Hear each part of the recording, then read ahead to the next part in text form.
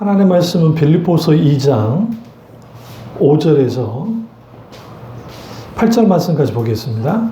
빌립보서 2장 5절에서 8절 말씀까지입니다. 빌립보서 2장 5절에서 8절입니다. 너희 안에 이 마음을 품으라. 곧 그리스도 예수의 마음이니 그는 근본 하나님의 본체시나 하나님과 동등됨을 취할 것을 여기지 아니하시고 오히려 자기를 비워 종의 형체를 가지사 사람들과 같이 되셨고 사람의 모양으로 나타나사 자기를 낮추시고 죽기까지 복종하셨으니 곧 십자가에 죽으심이라. 아멘. 말씀 제목은 성자 하나님의 파토스에 대해 말씀을 나누도록 하겠습니다. 성자 하나님의 파토스라는 제목으로 말씀을 나누도록 하겠습니다. 우리가 성자 하나님의 파토스, 이 파토스라는 단어 뜻은 이제 열심이라는 단어입니다. 그래서 그 성경에 열심에 대한 표현이 굉장히 많이 나오는데 사실 그 천지 만물 창조와 인간 창조는 삼일차 하나님의 서로의 엔토스라고 하는 이러한 사랑의 교제 속에 나타나는 특심, 그 특별한 열정이 이제 우주 만물을 창조하게 하고 그 다음에 인간을 창조한 겁니다. 그래서 기본적으로 그리스도인들이 가져야 될 것 중에 하나가 뭐냐면 성자 하나님의 파토스 혹은 삼일차 하나님의 파토스를 가져야 돼요. 그래서 우리가 이제 파토스, 엔토스 이런 표현은 헬라 철학에서 나온 거예요. 그러니까 헬라 철학에서 엔토스, 파토스라는 그러한 이제 용어들이 있긴 있는데 이게 이제 스토아 철학에서도 그렇고 근데 그런 것들을 우리는 이제 그 시대의 어떤 그 사상으로 가는 건 아니고 용어를 빌려서 이제 하나님이 어떤 열정을 갖고 계시는가 그리고 성자 하나님의 열정은 무엇이었는가 그걸 좀 들여다볼 필요가 있어요. 왜 그러냐면 오늘 오전 설교와 이제 좀 연관이 있습니다. 왜 그러냐면 우리가 하나님의 열정을 회복해야 되는데 그러려면 나를 위한 하나님인가 하나님을 위한 나인가 나는 이 문제 속에서 그러면 내가 믿고 있는 하나님이 어떤 분인지를 알아야 우리 속에서 열정이 일어나는 거예요. 그러니까 무슨 말이냐면 살아서 역사하신 하나님을 인격적으로 만나고 그 하나님의 진가를 경험해야 돼요. 그러니까 아무리 설교를 듣고 책을 읽고 뭐 말 그대로 성경 공부를 달달달하고 성경을 외워도 2000년 전에 혹은 성경에서 말하는 살아서 역사하신 하나님을 경험하여 알지 못하면 그분이 누군지를 모르잖아요. 그러니까 그분이 어떤 열정을 갖고 계시고 왜 주님이 우리를 인간을 창조했고 우리는 왜 주님을 믿어야만 하며 왜 예수인가 왜 구원을 받아야 되는 것인가 도대체 복음은 무엇인가 라고 하는 일련의 이 모든 질문에 대한 해답은 믿음의 대상이신 하나님이 누군지를 알아야 돼요. 전제 조건이. 알아야 믿죠. 알아야 섬기죠.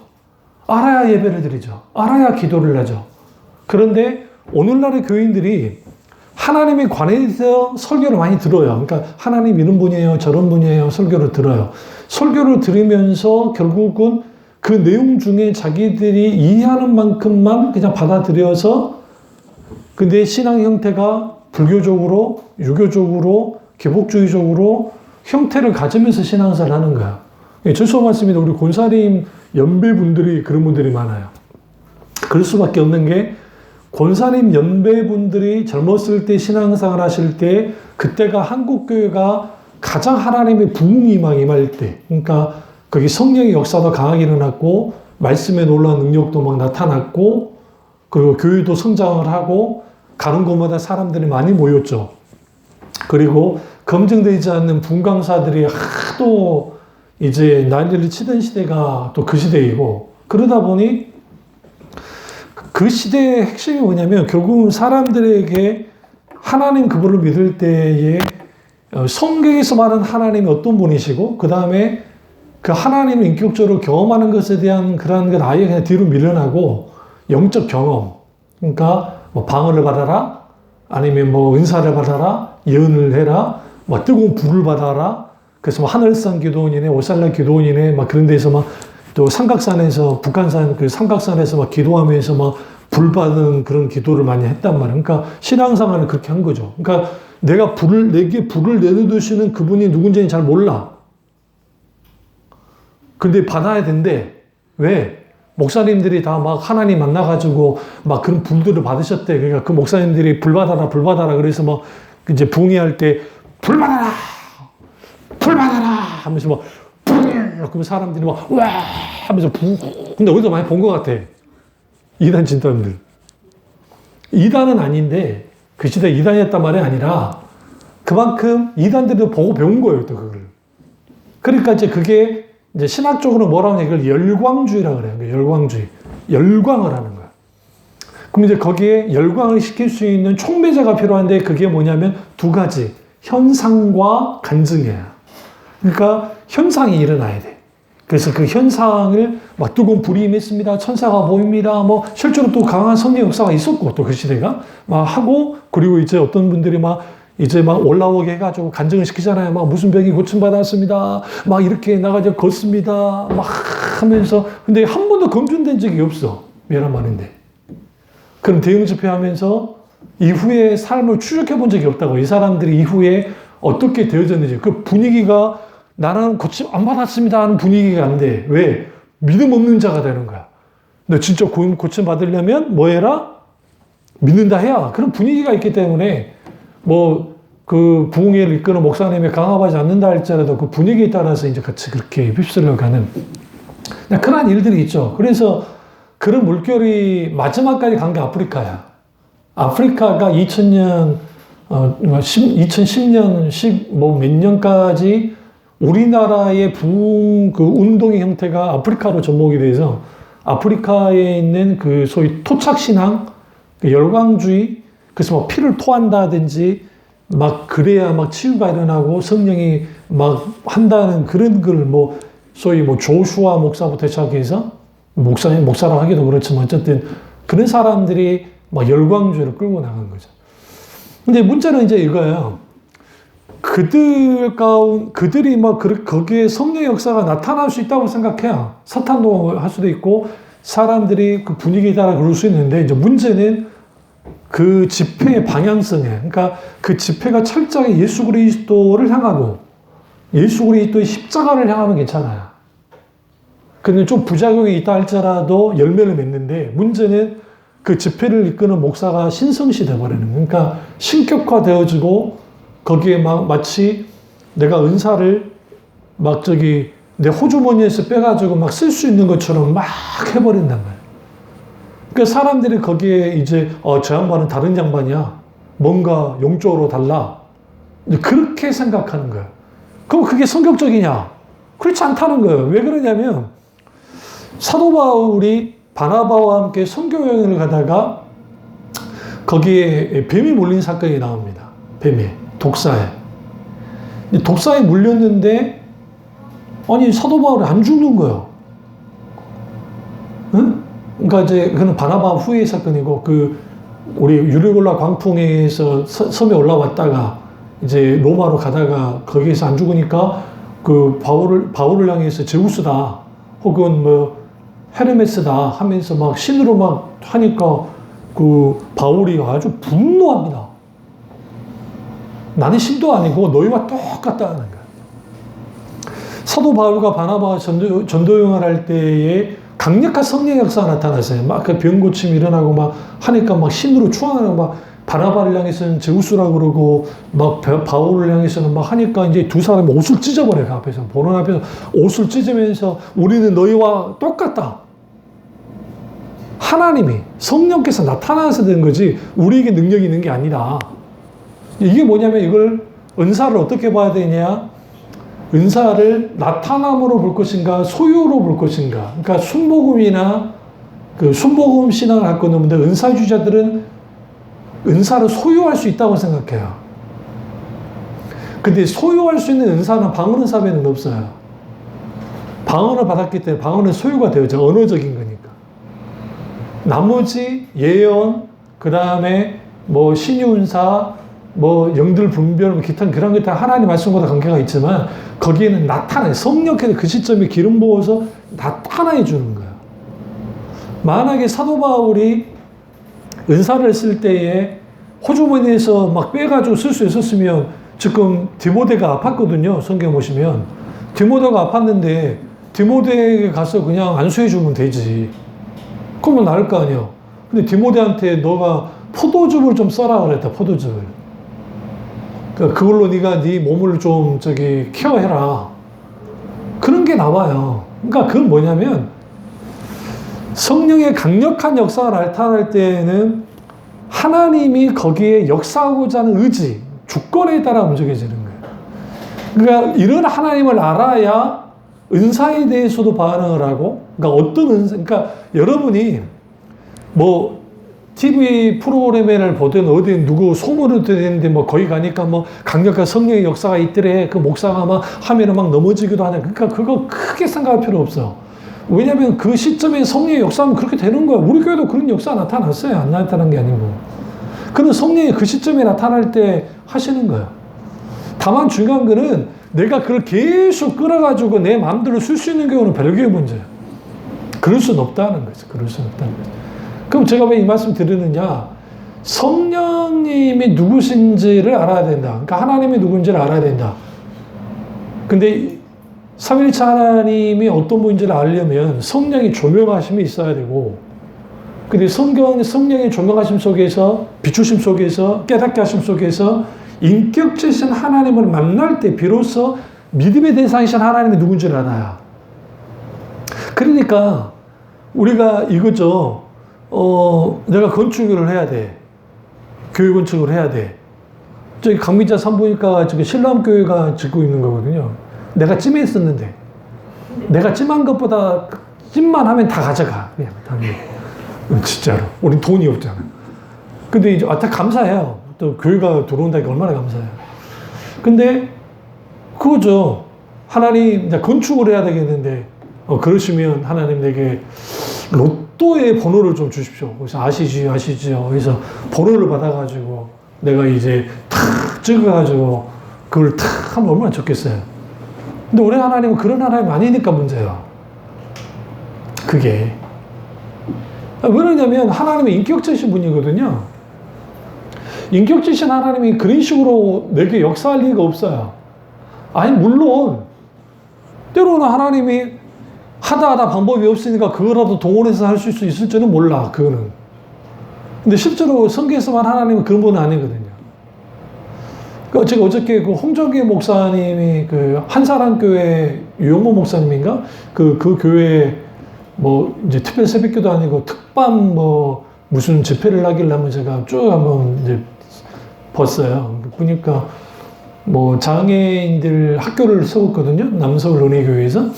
그때 이제 하나님 은혜 가운데 뭐 땅을 사가지고 하는데 빚이 한 28억인가 7억인가를 졌는데, 그래서 이제 그 장관하고 식사할 자리가 있어가지고 서로 좀 그런 시간이 있어가지고 가서 식사를 하는데 뭐 도울 게 없으니까 하니까 저 빚이 이렇게 있다고. 서울시가 요구해서 만든 거거든요. 그러나 교회가 한 100억 이상 들어가지고 했지만 건물도 주고 하니까 이제 20몇억 8억인가가 있죠. 근데 이제 하나님께 기도를 하고 이제 하는데 참 이게 참 깝깝한 거예요. 교회 28억 빚이라는 게 크잖아요. 그때가 97년도인데. 그러니까 97년도 28억이 엄청난 겁니다. 지금 화폐가 또 다르기 때문에. 근데 다행히 그 장관이 9억을 서울시에서 지원해주겠다고. 근데 그것도 감사하지. 근데 그 말 끝나고 난 다음에 3일 안 돼서 잘려버렸어. 장관이. 장관이. 그러니까 서울에 탁 놓고 있는데 그 말이라도 하지 말든가. 그래가지고 열받아가지고 목사님이 같이 밥 먹었던 거 그냥 올라오고 진짜 이건 아닌 것 같아. 그래가지고 있는데 신임 장관이 있다고 왔는데 뭐 이제 청렴한 분이에요. 예산을 집행하는 공무원들이 비리가 많습니다, 그쪽이. 그래서 그때 김영삼 대통령 때니까 비리하지 말라고 한 다음에 미국 갔다고 이제 왔다가 하면서 그 스토리가 이제 그렇게 있어요. 그래서 결제는 올라왔는데 결제가 안 된 남서울 은혜교회 그 학교, 그 잡혀야 될 장애우들 학교를 이게 왜 검토해봤냐? 그걸 이제 본 거예요. 그래서 이제 던져놓고 이거 좀 예산 한번 짜봐라. 그리고 이제 미국 갔고 돌아오니까 한 16억을 해준다는 거지. 그러니까 이거 엄청난 큰 거잖아요. 9억에서 16억 돼 있으니까 할렐루야지. 근데 그 장관이 오더니 아니 째째하게 뭐 다른 것도 아니고 이거 뭐 장애인들 학교인데 그렇다고 무슨 뭐 학교 교육가 무슨 영리 목적도 아니고 장애인 목적으로 한 건데 다 해주라고. 다 해줬어요. 근데 이거로 끝나면은 할렐루야가 안 돼. 그러고 난 다음에 결제하고 입금을 다 시키는데 입금하고 난 다음에 다음날 IMF가 터졌어요. 무슨 말이냐면 결제 그 전날에 결제가 안 됐으면 IMF가 터졌기 때문에 이 예산은 집행이 안 돼요. 국가 부도로 갔기 때문에.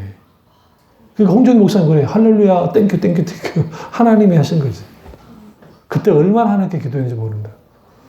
그러니까 그때는 몰랐다는 거예요. 그런데 하나님은 그렇게 움직이고 계시더라. 그러니까 이제 그런 하나님의 역사. 그러면 남서 어느 교회만 그런 일이 있나? 우리 교회도 그런 일이 많죠. 그러니까 우리 교회도 보면 하나님 하실 때를 보면 재정적인 것은 뭐든 그러니까 아주 우리 교회는 건물이 없으니까 그렇긴 하지만 근데 이제 그 하나님이 채우는 그 과정을 보면 우리가 생각지 못하는 부분 속에서 탁탁 채워요.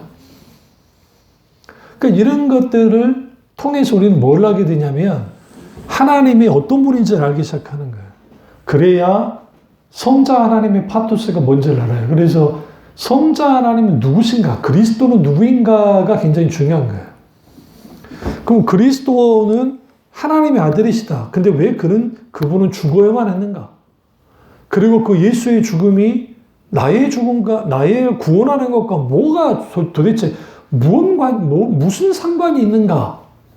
이런 것들을 우리는 쭉 풀을 수 있어야 돼요. 설명할 수도 있어야 돼요. 복음은 뭔가? 그럼 복음은 뭐 굿뉴스다. 뭐 좋은 소식이 복음이다. 라고 하지만 그럼 왜 복음이 우리에게 주어져야만 했는가? 기쁜 소식이. 그 기쁜 소식이 우리에게 주어졌을 때에 그 복음이 내게 어떤 영향을 끼쳤는가? 내게. 그러면 그것에 대해서 복음이 뭔가 할 때에 복음은 하나님의 능력이고 하나님의 지혜라고 그랬다고. 그게 고린도전서 1장, 2장에 이제 거기 나와요. 로마서 마찬가지고.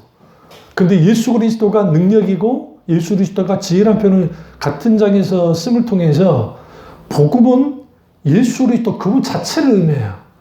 그러니까 복음의 내용이 복음이 아니라 그는 복음의 내용일 뿐이에요. 복음의 내용은 뭐냐면 예수님이 우리를 위해서 이 땅에 죄 없이 동정녀 마리아의 몸에서 이 땅에 태어나셔서 주님이 이제 3년 반 동안 사역하시고 십자가에 못 박아 죽으시고 그 다음에 부활하시고 승천하신 거 그게 복음의 내용이에요. 근데 그 자체가 복음은 아니라고요. 그 복음의 내용이 진짜 중요하죠. 그걸 알아야 복음이 어떤 건지 알지. 그런데 실제로 그 복음 자체는 뭐냐면 예수 그리스도 그분 자신이 복음이 되셨다고요. 이거를 성경에서 말을 하고 있거든. 그러면 예수 그리스도의 파토스, 성자 하나님의 파토스는 어떤 파토스냐? 첫째로 성부 하나님이 영원 전부터 계획한 십자가의 파토스입니다. 그러니까 성부 하나님이 영원 전부터 계획한 십자가의 파토스를 예수님이 열정을 가지고 나오셨어요. 그래서 성자 하나님이 영원 전부터 성부 하나님과 성령 하나님과의 사랑의 관계 속에서 인간에 대한 구원을 결정을 해요. 아직 창조도 안 했고, 지난번에 설교했어요. 아직 서로 의논만 하는 상황 속에서, 사랑의 교조 속에서 인간의 구원까지도 결정을 했다고요. 그럼 여기서 우리가 중요한 게 뭐냐? 그럼 바보 아닌가? 그럴 수가 없는 게, 생각해 하셔야 돼요. 하나님은 전지전능하신 분이에요. 그분들이 생각한 것만으로도 모든 일이 일어나요. 근데 그분들이 손품이 뭐냐면, 그분이 갖고 있는 게 뭐냐면, 전지전능. 모든 것을 알고, 모든 것을 할 수 있는 능력을 갖고 있어요. 모든 걸 알아요. 모든 걸 안다는 말은, 하나님이 인간을 창조했을 때 인간이 어떻게 될 것까지 다 알고 계신다. 그러니까 삼위일체 하나님이 무작정 아담과 하와가 타락했으니까 불이 나게 예수 그리스도가 십자가에 죽일 걸 결정한 게 아니라 이미 에베소서 1장에서 말한 것처럼 창세 전에 우리를 이미 계획했다고. 구원하기를. 그러니까 이게 뭐냐면 근데 어떻게? 십자가의 파토스, 죽음의 열정. 십자가라고 하는 죽음의 열정의 파토스를 가져가 나왔다는 거예요. 그러니까 우리가 왜 하나님이 누구신가를 아는 게 중요하냐면 그 소위 그 이슬람 사람들이 이번에 그 카타르에서 여러분 뉴스를 봤는지 모르겠지만 저는 또 거기 유튜버 중에 하나가 현지 사정을 하니까 제가 좀 보기도 했는데 거기를 보면 그 양반이 막 쫓고 다니는데 그 시간이 그냥 양탄자 같은 거 하나 딱 펴더니 거기서 3명이 막 기도하고 있어요. 막 각 나라 사람들이 와가지고 막 난리 났는데 상관없어. 막 메카를 향해서 막 기도를 해요. 그럼 그 기도는 어떤 기도인지 아세요? 말 그대로 그냥 알라는 위대하시다. 그들의 기도문을 읊조리는 거예요. 거기에 무슨 인격적 교제하지 않아요. 감히 할 수 없어요. 한마디, 알라는 위대하시다는 것에 모든 것이 끝나요. 그냥 위대한 하나님. 감히 인간이 범접할 수 없는 하나님. 그들은 하나님이라 그러니까. 알라 하니까, 이번에 이태원 사고 났지만, 이태원 모스크 가보세요. 그 앞에 뭐라 쓰냐면, 알라는 위대하다고 하면서, 알라 하나님이라 써 있어요. 하나님은 위대하다고. 아랍어 써 있고, 하나님은 위대하신 분이라고 써 있다고요. 그래서 이 얼빠진 개신교들이 무슬림으로 개종을 하는 거예요. 왜냐하면 거의 다 하나님을 쏘르니까 성경에서 말하는, 개신교에서 말하는 하나님과 이슬람에서 말하는 하나님이 같다고 생각하는 거예요. 전혀 달라요. 하나님의 이름을 도적질 했죠. 마호메트가. 야훼. 그러니까 히브리어 야훼, 그 여호와가 아랍어로는 알라가 되는 거예요. 알라. 알이라는 게 야훼 할 때 야가 하나님이에요. 야훼. 할렐루야 하죠. 이게 복합어인데 야가 하나님이에요. 뒤에 하나님을 찬양하라. 할렐루 야. 그 제일 뒤에가 하나님 이름. 야 하나님 이름. 하나님 루 하나님을 야 찬양하라. 하나님을 찬양하라. 어순이 우리랑 달라야죠. 히브리어는.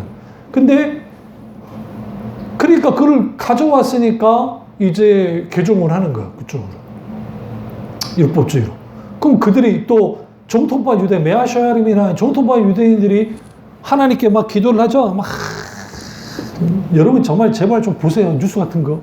어디에요? 통곡의벽에서 막 하면서 막 그 기도 무슨 기도냐? 우리는 자기들은 지금 다 상중이에요, 상중. 검은 옷 입고 다니고 검은 모자 쓰는 이유는 자기는 상중이라는 거예요. 메시아가 오지 않아가지고. 그래서 메시아가 오셔야 돼. 그러니까 이제 메시아에 오십시오, 메시아에 오십시오, 메시아에 오십시오. 그 기도 계속 하고 있는 거예요. 근데 정작 그 유대인들이, 그 정통파 유대인들이 인격적인 하나님과 교제를 나누느냐? 감히 할 수 없어요. 율법주의 핵심이. 인간이 어떻게? 그런데 성자 하나님의 파토스를 이해하는 게 왜 중요하냐면 성자 하나님이 죽으려고 이 땅에 오셨다고요. 십자가의 파토스, 죽음의 파토스로 오셨다고요. 그런데 어떻게? 사람들 속으로 들어온 거야. 사람이 돼버린 거야. 그러니까 사람이 되신 하나님. 생각해 보세요. 인간이 만든 종교라고 한다면 이건 참 웃긴 거예요. 더 중요한 거, 모든 신은 그들을 추종하는 인간을 구원할 때 그들의 능력으로 구원해요. 그러니까 뭐 제우스든 알라든 어떤 신이든 자기들의 강력한 능력으로 구원을 해요. 그런데 기독교에서 말하는 하나님이 죽어서 구원을 해요. 그러니까 이게 지금 정말 사람들로 하여금 하나님을 잘 믿게 하려면 신이 죽으면 안 돼. 하나님이 죽으면 안 돼. 절대로. 왜? 신은 모든 걸 할 수 있으니까. 근데 사람을 살리는 방법이 하나님 그분 자신의 죽음에 죽으시려고 인간이 되셨죠. 그래서 뭐 여자의 후손 그래 속에 다 있어요. 여러분 그거 다 까먹어서 그렇지. 그래서 저음분으로 오셔서 인간이 되셨다. 이 성육신 사건 이 자체만으로도 예수 그리스도 동자 하나님이 누군지를 알 수 있어요. 하나님이 인간이 되시는 파토스, 이게 이제 성육신 파토스인데, 하나님이신 성자 하나님이 인간이 되시는 파토스가 두 번째 파토스예요. 그러면 예수님 그분 자신이 십자가의 파토스를 죽음을 이제 죽기를 약정하시고 이 땅에 오셨어요. 그런데 그분이 인간이 되시는 성육신의 하나님으로서 이 땅에 오셨다고. 이걸 성육신의 파토스라고 해요. 근데 이게 왜 중요하냐면 왜 하나님이 인간이 되어만 했는가요? 그 이유는 뭐냐? 하나님이 인간이 되지 않고서는 인간을 구원할 방법이 없어서 그래요. 그 이유는 이거예요. 하나님이 하나님 자리에 계시면서 구원할 도리가 없어요. 왜? 선악과를 따면 정령 죽으리라 주님 말씀하셨기 때문에. 그러니까 하나님은 그냥 무작정 그래 용서해 줄게 그럴 수 없어. 그분은 거룩한 분이니까 거짓이 없으신 분이니까. 그렇다고 한다면 하나님의 신성에 문제가 생기지 않는 게 뭘까 했을 때 친히 하나님 그분이 성자 하나님이 뭐 하는 게 인간이 되기를 결정하는 거예요. 그래서 왜 삼위일체 하나님이 중요하느냐? 삼위일체 하나님은 단순히 교리니까 중요한 게 아니라 성부, 성자, 성령 하나님이 삼위일체로서 계신 분이었기 때문에 완전하고도 영원한 하나님이에요. 그리고 삼위일체 하나님이었기 때문에 서로 교제를 나누시면서 인간의 창조와 인간의 구원을 계획해 가셨어요. 그리고 그 계획 속에서 인간이 되셨단 말이에요. 성육신의 파토스로 오셨다, 이 땅에. 왜? 죄를 알지 못하신 분이 죄 자체가 되기를 모든 죄를 담당하기 위해서. 그리고 하나님이 모든 죄를 예수 그리스도께 전가시켜요. 이걸 이제 사도 바울이 고린도후서에도 그렇고 성경에 계속 말을 하죠. 죄를 알지 못한 분에게 죄를 다 전가시켰다. 마치 도살장에 끌려가는 어린 양처럼 어린 양에게 모든 죄를 구약의 제사를 드릴 때 제사장이 같이 손을 얹어요. 그래서 이 사람의 죄를 어린 양에게 전가를 시켜서 각을 뜨고 잡아서 하나님께 드리면 속죄를 되거든요. 죄가 용서를 받거든요. 근데 이거는 매일매일 일어나야 돼. 매년. 그런데 단번에 제사로 하나님이 죽으셔버리는 거예요. 완전한 인간이고 완전한 하나님으로서 오셔서. 이게 그러니까 이런 하나님을 알게 되었으면 우리는 어떤 생각을 하게 되냐면 하나님이 누구신가 할 때 단순히 2000년 전에 이 땅에 오셨고 우리를 구원하러 오셨고 그러면 우리 예수 믿고 구원받는다는 게 무슨 말입니까? 그러니까 예수 믿고 구원받는다. 천국 가는 게 뭡니까? 예수 믿음이 천국 가. 그럼 어떤 예수를 믿느냐는 거예요 도대체. 복음의 내용 전체가 예수 그리스도의 성육신부터 시작해서 모든 것을 다 포함해요. 근데 이 통과하는 게 뭐냐면 우리가 인격체이신 하나님을 내가 아느냐, 성자 하나님이 그리스도가 누구신지를 아는가, 그리스도는 누구인가의 문제. 그러려면 우리는 본래적으로 좀 어려운 설교지만 우주 만물을 창조하기 전에 하나님을 들여다보아야 된다고. 근데 그건 기록이 없어요. 굳이 필요가 없어요. 왜? 성경은 구원의 책이기 때문에. 성경은 하나님을 증명하는 책이 아니에요. 왜 그럴까요? 만약에 성경이 하나님을 증명하는 책이었으면 시작부터 그렇게 하면 안 돼. 태초에 하나님이 천지를 창조하시나 그러면 안 된다고요. 하나님이 어떻게 존재했고 어떻게 한 분이다 그렇게 소수를 했어야죠. 그런데 이미 들어오자부터 태초에 하나님이 천지를 창조하시나 하나님을 전제하고 나와요. 그 이유는 뭘까요? 살아계시니까. 굳이 뭐 할 필요 없어요? 논증할 필요 없어요. 논쟁할 필요 없어요. 하나님은 살아계시기 때문에. 이게 성경적 세계관이에요. 그리고 거기에 우리가 예수님이 하나님께서 성자 하나님을 영원 전에 계획하시고 십자가의 파토스에서 우리에게 보내셨어요. 그런데 그분이 인간이 되신 거죠. 어떻게? 피조물과 똑같이 인간이 돼서 오셨어요. 완전한 인간이죠. 완전한 하나님으로. 그러면 그분이 다름 아닌 하나님 아닌 다른 누구로부터 그러니까 인간을 구원할 수 있는가? 없어. 그러니까 구원할 수 있는 분은 하나님밖에 없어. 그런데 그 원죄의 값이라는 게 아담과 하와가 지은 값이라는 게 이게 너무 커요. 죽음의 값이에요. 아담이 죽어야 돼요. 아담은 대표로서 인간 대표로서의 아담을 말해요. 그러니까 그걸 막는 길은 하나밖에 없어. 하나님이 마지막 아담으로 이걸 두 번째 아담이라는 표현도 쓰는데 마지막 아담으로 오셔서 이 죽음을 막아야 된다는 거예요.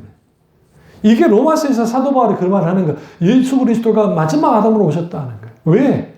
첫째 아담은 실패했죠. 그러나 마지막 아담이신 예수 그리스도가 오셔서 뭐 했다? 사망 권세를 이기고 부활하셨다는 거예요. 십자가의 죽으심을 통해서. 그럼 이게 복잡할 게 없는 게 그럼 이게 단순한 교리가 아니고 복음의 내용 속에서 들어가고 있어요.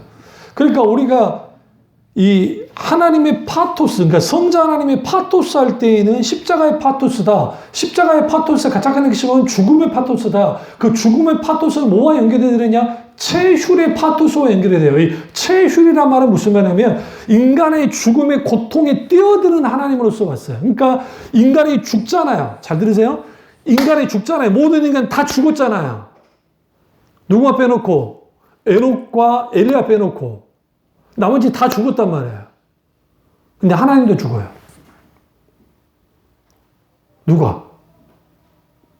인간의 몸으로 오신 예수 그리스도가 죽었어요. 하나님의 죽음이 이게 문제예요. 뭐가 문제냐? 사탄에게 문제예요. 사탄이 이해할 수 없는 것 중에 하나. 그러니까 사탄은 줄기차게 예수님을 죽이려 들었어요. 그리고 실제로 죽음의 길을 몰아요. 그리고 예수가 죽어야 자기가 승리하는 거예요. 그래서 자기는 승리했다고 생각했어요. 왜? 죽고 난 다음에. 그래서 3일간의 승리라는 표현을 써요. 사탄은 3일간의 승리한 줄 알았어, 자기는. 근데 그 죽으신 주님이 베드로 전서인가 후서를 보시면 어디로 내려가세요? 옥에 내려가셨다고요. 영으로는 옥으로 내려가셨어요. 육신으로는 니고데모의 무덤에 계셨지만 그런데 영으로는 어디로? 옥에 내려갔다. 이게 이제 난해 구절이에요. 베드로 후서에. 옥에 내려가셔서 노와 홍수로 죽었던 사람들을 다 만난단 말이에요. 주님이. 옥에서. 그러면 구원하러 내려가셨는가? 그렇지 않아요. 그들 중에 억울하다 할 자들 있잖아요. 우리가 뭘 잘못했길래 우리가 왜 물난이라 죽어야 되는가? 그러면서 거기에 하나님의 정의, 그들이 하나님의 심판에 옳았다는 것을 선언하고 선포해버려요. 그러면서 거기에 지옥과 그 다음에 이 모든 현벌양초도 뭐하는 통치하시는 주님으로서 성자 하나님 모습이 드러나요. 거기서. 그리고 부활하심을 통해서 주님이 이제 몸이 이제 그 부활의 몸으로 바뀌시잖아요. 그러면서 예수 그리스도가 승천하시면서 어디 계세요? 하나님의 우편에 앉아 계신단 말이에요. 진짜 우쪽에 앉아있다는 표현이 아니에요. 이거는 의미적인 표현이고, 삼위일체 하나님 한 분 하나님이에요. 삼위, 세 개의 인격을 가지고 있고, 한 몸을 갖고 있는 분으로서의 삼위일체예요. 그러니까 그 오른편에 계시다는 말은 뭐냐면, 오른쪽, 성경을 읽다가 오른손, 이거는 힘, 파워, 혹은 권능, 권위, 혹은 심판주라는 의미를 갖고 있어요. 그러니까 주님이 우편에 앉아 계시다는 말은 이제는 뭐예요? 심판주로서 딱 서 계시는 것을 돼요. 그러면 우리가 잘 아시는 그 스데반이 순교를 당할 때, 이때 이게 굉장히 중요한 장면이에요. 우리는 이걸 너무 쉽게 성경을 보는데, 그가 예수님과 똑같이 행동하잖아요. 아주 맹렬한 설교, 정말 그 신구약으로 통틀어서 이 스데반만큼 이렇게 강렬한 설교가 없어요. 아니, 전투적인 설교를 해요. 근데 그들이 주기로 할 때 예수님이 똑같이 저들이 알지 못하는 일에 똑같이 반응해요. 근데 고개를 들었더니 인자 예수 그리스도가 하나님의 보좌에 앉아있다 벌떡 일어나요. 그러니까 성자 하나님이 일어난 걸 본다고요. 이 장면이 이게 굉장히 충격적인 장면이에요. 왜 그러냐면, 이 성자 하나님이 앉아 계시다라는 표현은 지금 심판대까지 앉아 계세요. 일어선다는 것은 주님이 심판하신다는 거예요. 그러니까 마지막 재림의 때에 주님이 심판하겠다 할 때의 행동이. 근데 지금 이 장면에서 성자 하나님이 이렇게 세울 정도로 이 사건이 예수 그리스도의 죽음과 닮아 있어요. 그리고 복음에 촉발돼요, 이게. 죽음으로. 근데 재미있는 게 스데반은 죽었어요. 주동자가 바울이에요. 사울이 바울로 바뀐 거 아니에요. 제발 부탁인데 사울은 히브리어로, 헬라어로는 바울이에요. 그러니까 이름 바뀐 적이 없어요, 사울은. 그냥 그래서 이제 파울로스, 사울로. 그런데 그때 이걸 죽이는데 앞장섰던 사람이 누구냐? 옷 맡은 자로서 바울이에요.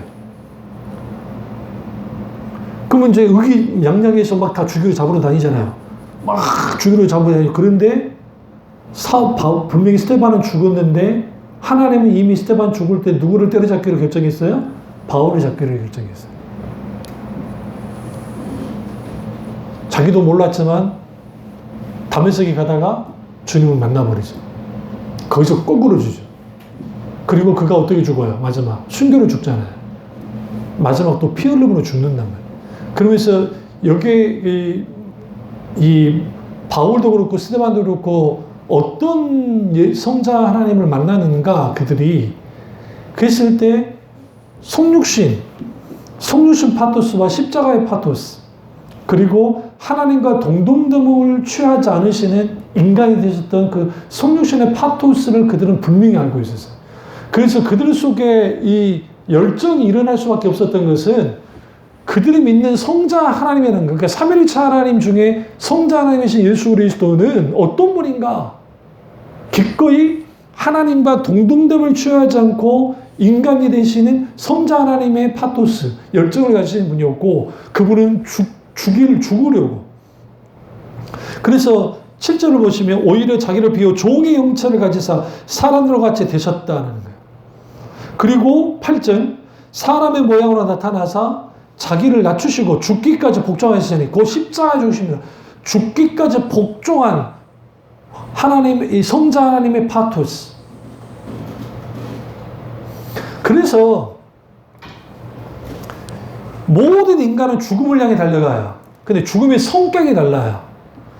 그러니까 예수 믿는 사람과 믿지 않는 사람의 죽음의 성격이 어떻게 다르지면 모든 인간은 태어나자마자 죽음을 향해 달려가요. 모든 인간이 죄 아래 있기 때문에. 우리가 중생의 체험에서 우리가 원죄가 해결됐다 할지라도 여전히 우리는 죄의 잠재로서 자본죄를 지니까. 그런데 세상 사람들은 죽음 그 자체를 향해 달려가요. 그런데 그리스도인은 이미 죽음을 먼저 경험을 해요. 영적 죽음을 경험한다고요. 그게 우리가 잘 아는 중생의 체험의 본어게 다시 태어난다. 위로부터 다시 태어난다. 이게 중생이에요. 근데 우리가 여기서 명심해야 될 게 그냥 다시 태어난 게 아니라 위로부터 다시 태어난다. 위로 뭐예요? 하나님으로부터 다시 태어나는 존재. 그게 인간이에요. 그러면 우리 죽었던 영혼이 다시 살아났죠? 육신은 어차피 죽음을 향해 달려가요. 근데 죽음을 향해 달려가긴 하는데 이 죽음의 성격이 달라지는 거예요. 어떻게 달라지냐면 예수 그리스도가 십자가에 죽으셨잖아요. 그 죽으심. 그리고 그 죽음으로 끝나는 게 아니라 부활하셨잖아요. 그래서 우리는 뭐 하느냐? 예수 그리스도께서 죽음을 통과하듯이 우리도 똑같이 예수 그리스도와 함께 죽음을 통과해야 육신의 죽음이. 이게 우리가 병이 들어 죽든 나이가 들어도 저는 어쩌든 같이 통과하면서 예수 그리스도와 함께 죽음을 통과하면서 뭘로 들어가느냐? 부활하는 부활로. 영생의 부활로. 그러니까 죽음의 성격이 달라요. 그래서 하나님의 영원한 생명을 누리는 관문으로서의 죽음이에요. 하나님 거쳐가는 것이지 세상 사람들은 죽음이 마지막 벽이에요. 끝이에요. 근데 끝은 아니라 했잖아요. 그들은 영벌의 부활을 할 거니까. 영원한 형벌을 받게 되니까. 그러면 여기서 우리는 성자 하나님의 파토스를 왜 알아야 되는가? 아까 체휼이라는 표현을 썼으니까요. 기꺼이 주님이 우리의 고통을 지는 거예요. 그게 체휼의 파토스가 잘 나오는 게 이사야 53장을 가보겠습니다. 이사야 53장 보세요. 우리 여러분 다 아는 말씀이에요. 53장 1절, 2절을 보시면 그는 주 앞에서 자라나기를 연한 순 같고 마른 땅에 나온 뿌리 같아서 고운 모양도 없고 풍처도 없은즉 우리가 보기에 흠모할 만한 아름다운 것이 없도다. 그는 멸시를 받아 사람들에게 버림을 받았으며 간고를 많이 겪었으며 질고를 아는 자라. 마치 사람들이 그에게 얼굴을 가리는 같이 멸시를 당하였고 우리도 그를 귀히 여기지 아니하였도다. 그는 실로 우리의 질고를 지고 우리의 슬픔을 당하였거든. 우리는 생각하기를 그는 징벌을 받아 하나님께 맞으며 고난을 당한다 하였노라. 그가 찔림은 우리의 허물 때문이요 그의 상함은 우리의 죄악 때문이라. 그가 징계를 받음으로 우리는 평화를 누리고 그가 채찍에 맞음으로 우리는 나음을 받았도다. 우리는 다 양 같아서 그릇 행하여 각기 제갈 길로 갔거늘 여호와께서는 그의 모두의 죄악을 그에게 담당시키셨도다. 그러면서 이제 7절에 도수장에 끌려가는 어린 양같이 잠잠하게 입을 열지 않았다. 입을 열지 않았다 이 표현이 잘 들어도 우리가 예수님 죽으실 때 예수님 입장에 딱 다시 이제 달리시기 전에 신문을 하잖아요. 신문을 하잖아요. 그 빌라도가 예수님이 아무 말도 안 하죠. 그게 이거와 관계가 있어요. 아무 말도 안 해요. 이상히 여겼다 했대요. 그래서 헤로드 안티파터가 예수님의 신문하는데 아무 말도 안 해요. 그러니까 이상하게 여기는 거예요. 이상한 놈이다. 지금 변명하면 다 풀어줄 텐데. 왜 그러냐. 도살장에 끌려가는 어린 양 같았다. 여기 보면 털이 깎는 자, 예수님 옷이 다 벗겨지잖아요. 이게 지금 은유적 표현이지만 실질적으로 예수님이 그걸 다 당해요.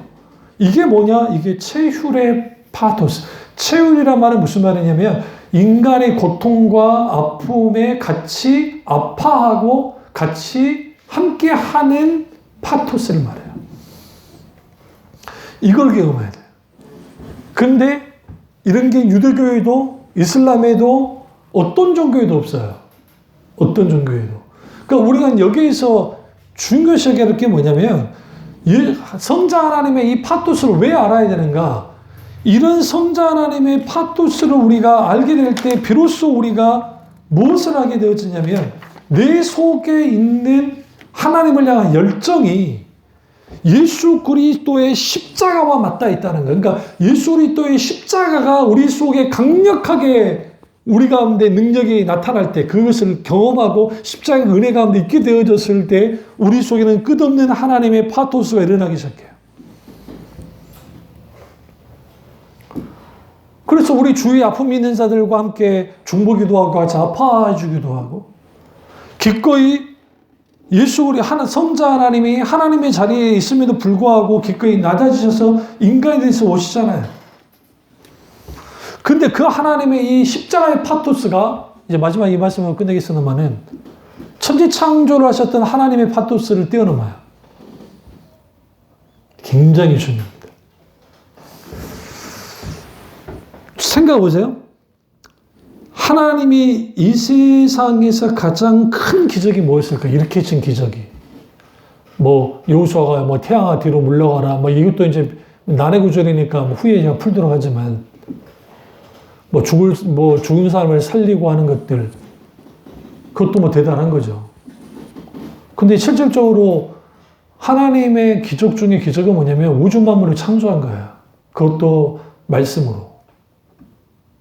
누가 창조했어요? 요한복음 1장 보면 그가 누구라 했어요? 성자 하나님. 성육신하기 전에 성자 하나님이 만물을 지으셨다고요. 근데 그 엄청난 기적이 그러니까 성자 하나님은 계획하시고 성부 하나님이 계획하시고 성자 하나님이 말씀하시고 성령 하나님이 실행하신 거예요. 이게 이게 천지만물이 창조도 인간 창조가 거기서 나타나는 거예요. 그런데 여기서 중요한 게 뭐냐면 천지만물의 기적 중에 기적인데 하나님 편에서는 기적이 아니에요. 당연한 거지만 우리 편에서는 기적 중에 기적이에요. 근데 사람을 다시 살리고 하는 거, 그것은 예수님만 한 건 아니고 엘리야나 엘리사도 했잖아요. 죽은 자를 다시 살리게 하는 그런 일들.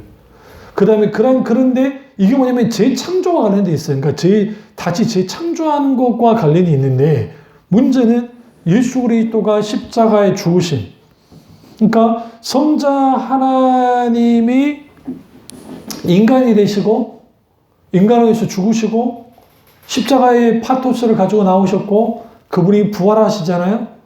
이 기적이 우주 만물을 창조한 기적보다 크다고요. 그래서 사람들이 이 어마어마한 우주에 다른 생명체가 있지 않을까. 그래서 뭐 신앙생들끼리 참 시답지도 않는 그 논쟁한 적이 있어요. 어떤 전도사들은 있다.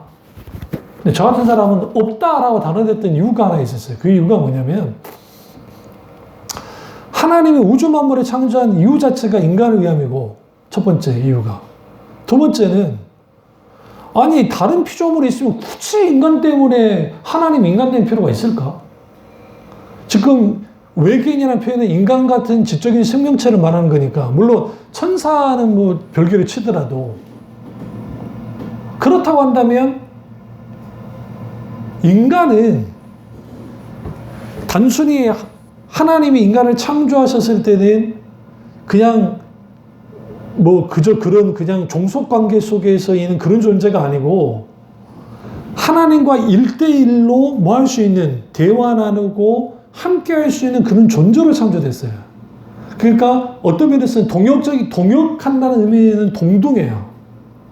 그러니까 그분은 창조주이시고 조물주니까 우리와 절대적인 차이를 갖고 있지만 하나님이 낮아주셔서 우리 가운데 눈높이를 맞춰주셔서 우리와 동등됨을 채워주셨다고요. 포지션을. 그래서 아담에게 찾아와서 막 같이 대화도 나누시고 함께 해주셨던 거야. 왜? 인간은 하나님의 형상으로 창조됐기 때문에. 그러니까 인간 같은 존재가 절대로 우주 만물에 있을 수가 없어. 왜 그러냐면 이거는 뭐 다 진화론적인 세계관에서 막 그게 나온 것이고, 그러니까 이제 스타트rek이나 뭐 스타워즈나 이런 상상하는 이런 영화들이 사람들에게 이렇게 뭐 상상하게 했을 줄 모르지만, 그러면 우리는 여기에서 봐야죠. 그렇다고 한다면 내가 믿는 성자 하나님의 그분의 열정, 그것은 단순히 2000년 전에 십자가에서 죽으셨어, 우리도 그 열정을 본받아야 되라는 차원만 받아들이면 안 되고, 영원 전에 이미 죽기를 결정하시고 인간이 되려고 하나님이 오셨는데 여기는 뭐가 필수다?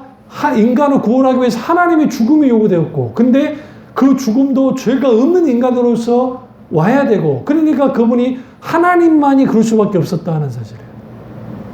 그리고 그 하나님이 실제로 인간을 위해서 죽으셨어요. 모든 인류의 죄를 담당하시고. 그러면 왜 성자 하나님이 모든 일을 담당할 수 있느냐? 그분이 모든 만물을 창조했으니까. 창조주 하나님이시기 때문에. 당연히 그분이 인간이 되셔서 모셔서 우리를 구원해 주시는 거예요. 우리는 이거를 통해서 우리는 뭐를 알게 되었냐면, 우리가 믿고 있는 하나님이라는 분이 그냥 하나님 막연하고 관념적인 하나님이 아니라 실제로 우리 가운데 찾아온 역사는 하나님으로서 그 하나님을 만나야 돼요. 그러면 성경을 보실 때 우리가 이제 창세부터 계시록까지 성경을 읽어나가거나 아니면 부분 성경을 읽어나갈 때 우리 이렇게 보셔야 돼요. 크게 세 가지 관점으로 성경을 보셔야 돼요. 그래야 하나님을 말씀 가운데 만나야. 첫째는 하나님의 관점에서 봐야 돼요. 그러니까 하나님이 왜 이 말씀을 하셨을까의 관점, 첫 번째. 두 번째는 그 시대의 사람들, 그러니까 그 당사자, 성경이 주어지는 그 시대의 사람들의 당사자의 관점에서 봐야 돼요. 마지막 세 번째는 뭐냐면 오늘 우리 시대의 관점으로서 봐야 돼요. 우리 시대의 관점으로 본다는 것은 그 말씀을 내게 적용을 해야 되는 거예요. 적용을. 근데 여기에 필수는 뭐냐면 성령께서 우리 가운데 깨달아 알게 해주셔야 돼요. 성령께서 우리 가운데 역사해 주셔야 돼요. 그러니까 우리 기도해야 돼. 하나님 성령님 깨닫게 해서 알게 해달라고. 그래서 여러분이 성경을 읽으실 때 이해 안 되면 새 번역이든 아니면 다른 번역본 성경을 같이 보는 게 중요하고, 또 하나는 NIV 성경이나 아니면 뭐 원전 읽으면 좋겠지만 그렇게 안 되니까 그렇게라도 성경을 읽어나가면 깊이 볼 수 있어요. 그리고 꼭 명심해야 될 거, 성경을 읽다가 이 부분이 이해가 안 되어지면 메모를 하세요. 꼭. 몇 절 몇 절이 이렇게 이해가 되지 않는다. 그리고 굳이 저한테 안 물어도 돼. 물으면 좋겠지만. 그리고 지나가다가 다시 성경을 읽게 될 때 어느 날인가 성령이 깨닫게 하셔서 그걸 다시 읽게 되잖아요. 깨닫게 해서 알게 하실 때가 있어요. 그게 정말 내가 제대로 안 것인가는 목사님께 물어보고 분별을 해야 돼요. 그러면 그게 뭐가 되느냐? 양분으로서의 말씀이 우리 가운데 있게 되어지고, 그리고 우리 신앙이 철저하게 하나님의 말씀을 기반으로 한 신앙이 되어지고, 성경에서 말하는 하나님 어떤 하나님이를 성령께서 알게 하시니까, 그러면 우리 가운데 뭐가 이제 경험되어지냐면, 이제 하나님께서 우리 가운데 뭐 찾아오실 때 압도하시는 그 하나님의 임재 가운데 들어갈 때가 있어요. 이때 이제 이런 표현을 쓰죠. 표현 못할 하나님을 경험하게 되죠. 머릿속에는 표현이 돼요. 그러니까 머릿속에는 알아요. 근데 입으로 설명할 수가 없어요. 근데 이 부분이 조나단 에드워드나 마틴 루터 목사님이나 에이든 토우저나 많은 하나님의 사람들이 그 경험을 했어요. 그런데 진짜 뛰어난 조나단 에드워드 목사님 같은 분은 글로 쓰기 시작한 거예요. 책으로. 그게 하나님의 아름다움이에요. 그 하나님의 아름다움, 우리가 생각할 그런 아름다움이 아니에요. 그것도 논문으로 썼어요. 논문으로 하나님의 아름다움. 그 글들을 읽어보면 얼마나 놀라운지 몰라요. 그래서 내 삶의 목적, 영혼전에 있는 그런 글들, 김난조 목사님의 책 같은 데를 보시면 그런 글들이에요. 그러니까 그런 글들이기 때문에 제가 지금 설교하는 이걸 알지 못한 사람들이 그런 책을 딱 갖고 읽으면 이게 뭔 소리인지를 몰라. 이게 한 장이 아니라, 그래요. 이 책 한 장을 못 넘어가. 뭔 내용인지를 모르니까. 사실은 그걸 소화할 수 있어요. 그래야 깊이 하나님을 알 수 있습니다. 우리 하나님의 파토스의 열정이 저와 여러분의 길 주미를 축원합니다. 기도하겠습니다. 기도하실 때 이 말씀이 나의 말씀이자 우리 말씀에 대해서 잠깐 기도하겠습니다. 사랑해